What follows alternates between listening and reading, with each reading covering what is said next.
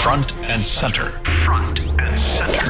A focus on important and significant developments affecting the lives of Filipinos, not only in the Philippines, but also those living and working around the world. Join us in Front and Center. Here on Radyo Pilipinas World Service. Good day, welcome to Front and Center, where we focus on developments in the Philippines, legislation that provides policies and directions that strives to promote a better economy for the country, issues that concern the welfare and well-being of every Filipino. All of these and more will be Front and Center. You can watch this program live on our Facebook page, that's Radyo Pilipinas World Service. And also on our live audio streaming, you can hear us on Evox PBS Receiver app. So join us for another edition of Front and Center with your host, Jerome Toledo. Front and Center. Here on Radyo Pilipinas World Service.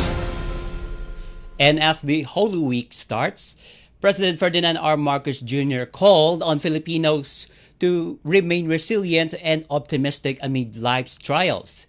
In his Palm Sunday message, President Marcos Jr. reflected on the significance of the passion, death, and resurrection of Jesus Christ, urging the public to draw strength and hope from the example of the Savior's sacrifice. Marcos Jr. encouraged Filipinos to remain steadfast despite adversity, drawing parallels to Christ's perseverance. And the message of the President Marcos Jr. is very clear. Let's have a pause and take a break from our daily routines and reflect on our Lord's sacrifice. As President Marcos Jr. said in his message, and I quote, "Let us ponder on the Lord's perfect example of compassion and self-giving. Our Savior knew that the path of Calvary was not an easy journey. Through His sacrifice, the gift of salvation came into our midst." End of quote. And we Filipinos are known for being resilient despite hardships and challenges. The President reminded Filipinos then to keep the resilient character. As he said, and I quote, "May we remain resilient and optimistic in life despite all the challenges that come our way. May all the adversities that we face shape us into better persons capable of understanding and charity towards our brethren." Front and Center. Here on Radyo Pilipinas World Service. And also, on Palm Sunday, the overseas voting has begun. The Commission on Election is optimistic that the majority of the registered Filipino voters abroad will participate as the month-long overseas voting, as Commission on Election or COMELEC Chairperson George Erwin Garcia hopes that voter turnout will reach at least 50% of 1.3 or 321 million voters because the poll body has introduced internet voting this year. Of the 93 posts abroad, he said 77 will use the internet voting system where Filipinos could vote through their gadgets such as cell phones, tablets, and laptops. Once they're enrolled, each voter will be given an account and password to log in and be able to vote. And to date, about 48,000 voters overseas have enrolled for internet voting. COMELEC Chairman Garcia pointed out the benefits of the internet voting as it provides the following huge benefits, especially for the fellow seafarers, since they no longer need to dock at a port to vote, because even if they are on the ship, if they have a cell phone, laptop, iPad, voting or internet voting is possible. He assured that the voters and their votes are protected as the poll body claims it passed all international certification, all source codes reviews, and at the same time, it installed all kinds of security. Meanwhile, 13 posts abroad will use automated counting machines or ACMs because the host country does not allow internet voting. And in 28 22 polls, only 40.59% of 1.687 million registered overseas Filipino voters participated, but the figure was recorded as the highest voter turnout in history. The voting period is set to conclude on May 12, the election day, at 7 p.m. on Philippine Standard Time. And the voters overseas will elect national positions only, 12 senators and 1 party list group. And lastly, Chairman Garcia encouraged those who have not yet enrolled to have themselves listed by enrolling at ov.comelec.gov.ph/enroll. So the chairman of the Commission on Elections is encouraging every overseas Filipinos to register and get out and vote. Front and center. Front and center. Here on Radyo Pilipinas World Service. And as the midterm election nears, President Ferdinand R. Marcos Jr. ordered the military to ensure peace and security all over the country, especially that campaigning for the May 12, 2025 national and local elections is ongoing. Addressing the troops of the Army's 6th Infantry Division at Camp Brigadier General Gonzalo Sionco in Dato Odinsinsuat, Maguindanao del Norte last Friday, the President stressed the presence and visibility of military are vital in ensuring security. The President added domestic stability in areas in Mindanao was achieved because of the government's peace initiatives. The President said the PNP can handle the remaining pockets of insurgency in the country. And President Marcos Jr. commended the Army's 6th Infantry Division for the hard work in bringing peace in the region and for welcoming back former rebels into the fold of society.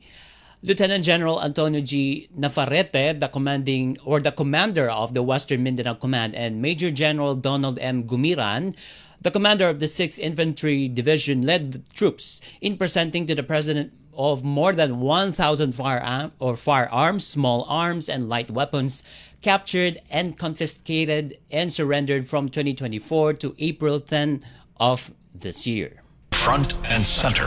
Front and center. Here on Radyo Pilipinas World Service. And in the meantime, Front and Center will be right back after these messages. Paliwanag mo sa tao na hindi totoo yan. Dahil ang totoo, yung totoo ang dapat ninyong malaman. Nagkalat sa internet ang fake news Ang o ginagawa mali ng at fake news, tinatapon niya yung tao. What they are doing is creating panic. We say no. Yung pagkalat ng fake news. And some of it's dangerous. Sana iwasan po natin pagsispread ng fake news. At di magpapakalat ng disinformation at misinformation ang kasulukuyang administrasyon. Stop telling us fake news because you're wrong. Para sa totoo at mapagkakatiwalaang mga balita at impormasyon, Radyo Pilipinas. Para may maayos na pundasyon para sa kabataang Pilipino, inutos ni Pangulong Ferdinand R. Marcos Jr. na magpatayo ng Child Development Centers or CDCs sa mga low-income barangays sa bansa. These CDCs are venues for the implementation of early childhood care and development center programs and services, especially the early learning programs and family support program. Sa mga center na ito, maaaring makapaglaro, makapagbasa, at makapag-aral ang ating mga kabataan. It can also be used as a resource center for developmentally appropriate learning materials and a laboratory for conducting research, data gathering, and innovations about early childhood. Pangako ng Pangulo na hindi titigil ang pamahalaan sa pagbibigay ng kinakailangang suporta para sa mga bata dahil sila ang magmamana at magpapatibay naman ng pundasyon ng ating bansa sa hinaharap. The government continues to find ways to support our children so they can grow, they can thrive, and reach full potential. Through health and community programs, we remain committed to helping them become productive members of our society. Para sa iba pang mga balita at impormasyon, manatiling nakatuto. Tapat sa pag-uulat. Radyo Pilipinas. Radyo Publiko 738. Hatol ng bayan. Election Quick Facts. Campaign period.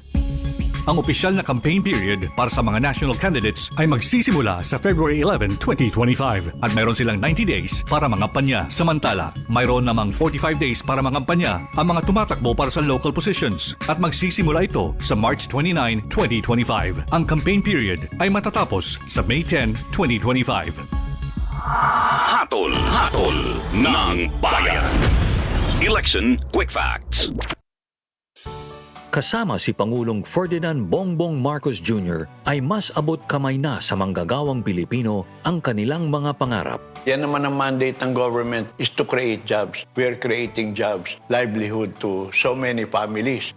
Sa ating mga mamamayang Pilipino, alam po namin na hangad ninyo na magkaroon ng maayos, matatag at marangal na trabaho.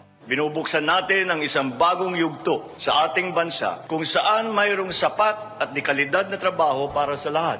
Mas maraming pintuan ang magbubukas para sa ating inaasam na maunlad at mapayapang kinabukasan.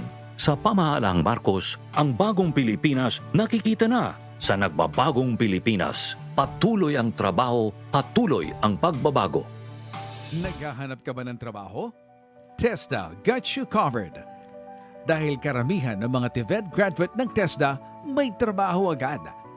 Ayon kay TESDA Secretary Kiko Benitez, ito ang isa sa mga direktiba ni Pangulong Bongbong Marcos. It's really training to trabaho. Na-mention naman niya sa kanyang SONA na 8 out of 10, so 80% of TVET graduates actually find a job, which is a much higher percentage. No? And in certain modalities of training that TESDA does, mas mataas pa sa 80%. Bawat buhay ay mahalaga sa Administrasyong Marcos. Kaya makakaasa ang bawat Pilipino na kaagapay nyo ang pamahalaan sa bago ninyong simula.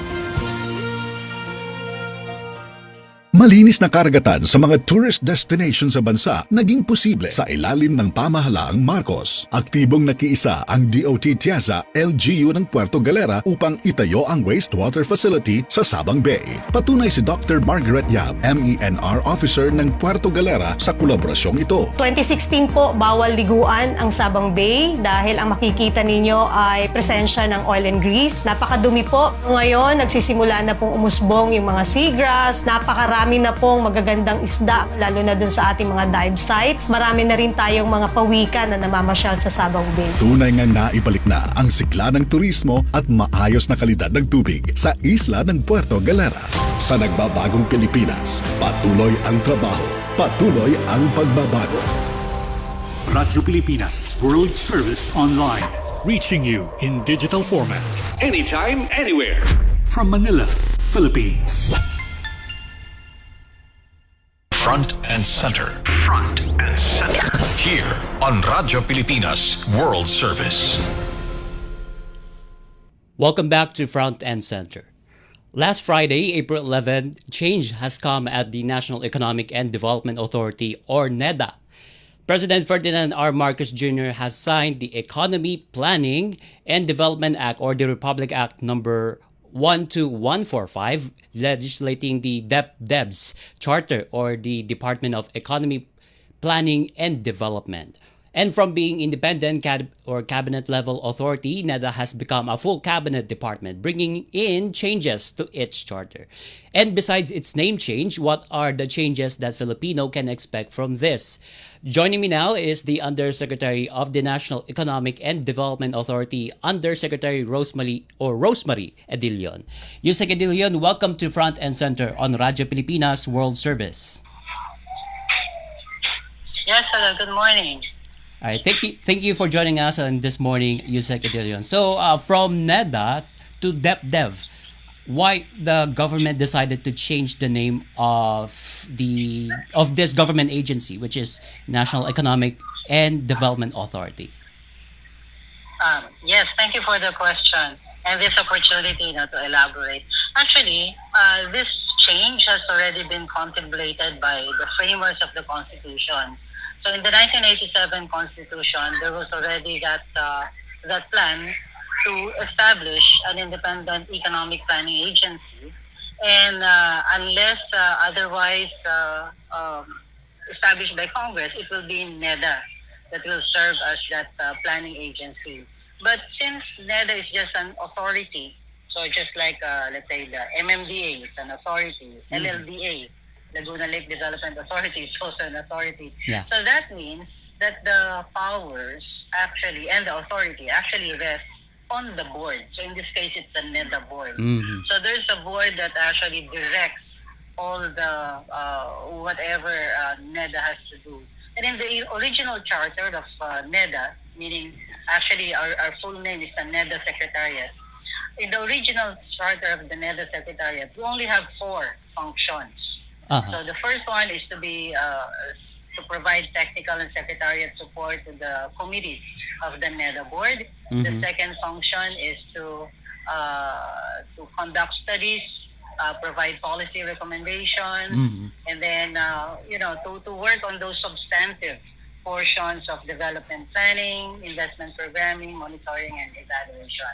And the third one is to serve as the secretariat of the NEDA board, and the fourth one is just a catch-all to perform all other tasks as may be directed by the NEDA board. So this DepDev actually solidifies and it actually expands the mandate of NEDA. Ever since 1987, the functions of the NEDA and responsibilities of the NEDA have actually been expanded. Statutory mandates also. Some are by way of legislation, some are by way of executive order. And so it was really necessary to have the full manpower complement, to have the full, the mandate. And that is actually what will be, what is being given by this, provided by this legislation. I see. Okay, in other words, under Secretary Edilion, DEB's mandate and its operations will be more extensive and more powerful than its predecessor, which is the NEDA. Is that correct? Right. Yeah. That's right. Actually, our kababayan does not know that NEDA cannot even start formulating the Philippine Development Plan unless the President issues a memorandum circular directing us to start working on the PDP. But we know that this is actually very important. And so in the legislation, it's already provided, it's legislated there, that we will issue a planning call. So we don't have to wait for a memo circular from the President. And then this law also provides us the mandate to reach out to the local government units. Previously, we don't have that mandate. So we can only touch base with the LGUs, meaning municipalities and the component cities. We can only touch base with them if we are requested. Yeah. So it's only by request. So this one provides us that mandate, but also respecting the autonomy of LGUs, no? Right. And therefore, the mandate is really on capacity building. So providing them with capacity building programs on development planning, investment programming, and M&E. Another thing here is really also on the expanded mandate on the monitoring and evaluation. Although we have currently a monitoring and evaluation staff, but actually our mandate is only concerns the ODA projects, meaning those that are being funded by the multilateral agencies like World Bank, LDB, And this one, actually, this expanded mandate gives us the mandate. This one actually gives us the mandate to conduct monitoring and evaluation even of the national government projects. So yung mga flagship programs being funded by national government, then we can do that M&E, report to Congress, report to the President, so that we can decide on the basis of the study if there is a need to redesign the program, for instance, or discontinue it if it's really proven ineffective. I see. Okay, and from NEDA board undersecretary, what would it be called if the DepDevs took effect? Yeah, it will now be called the Economy and Development Council. So it will still be chaired by the President, And then, we still have your usual committees, but we have added actually a very important committee, which is the Economic Development Committee.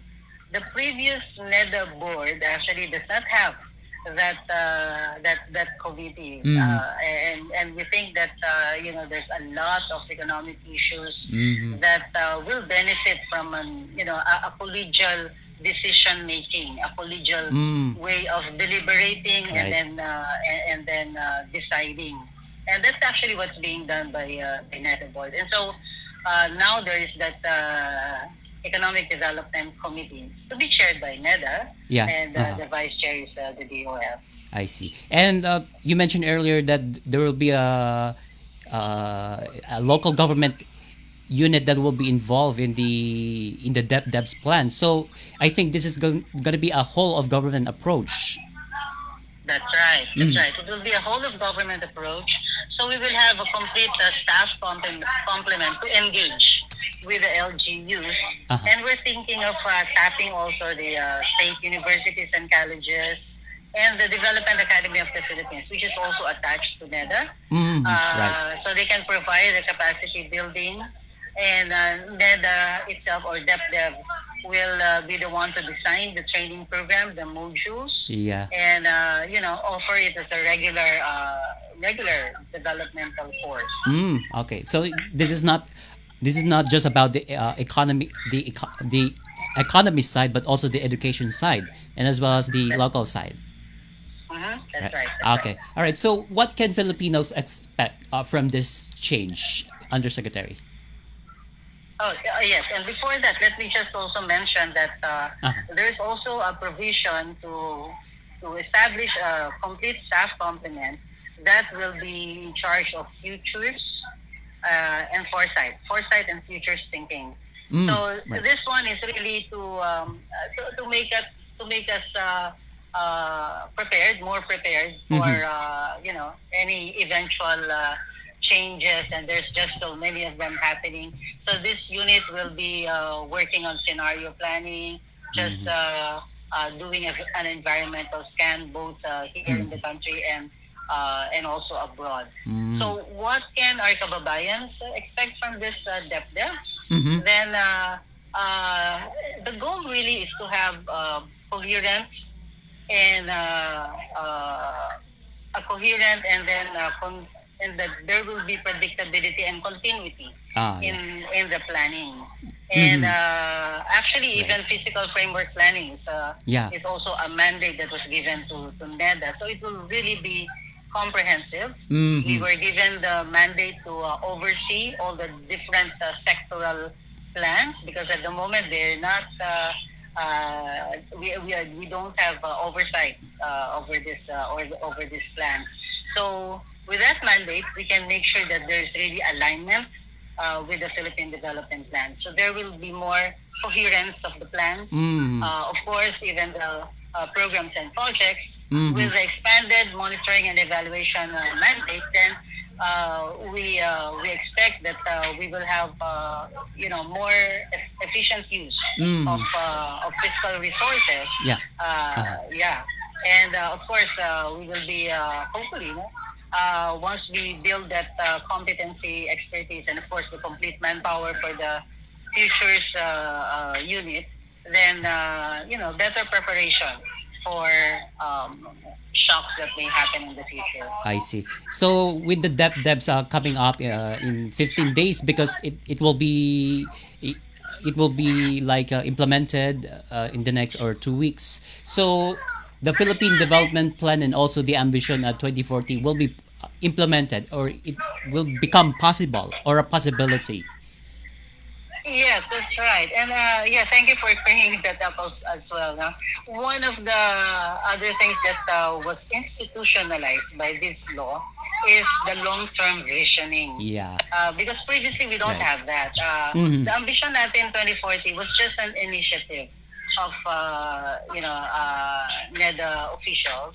And we were kind of apprehensive that if there will be a new set of NEDA officials, then this discipline of thinking long term might not be there anymore. And therefore, with this legislation, then that has been institutionalized. So, that for everything we do, we have to think long term. We have to think sustainability, actually. I see. Okay, so my last question, Undersecretary, before I let you go. So, how will the DepDev, or the Department of Economy, Planning and Development, contributes in today's local and global economic landscape? First and foremost, the challenges under the new agency is the trade war between the United States and China and the tariffs of the Trump administration. So that's the first challenge that the DepDev will face. Yeah, that's right. Right now, actually, it will take some time now to really beef up the manpower resources of NEDA, soon to be a DepDev.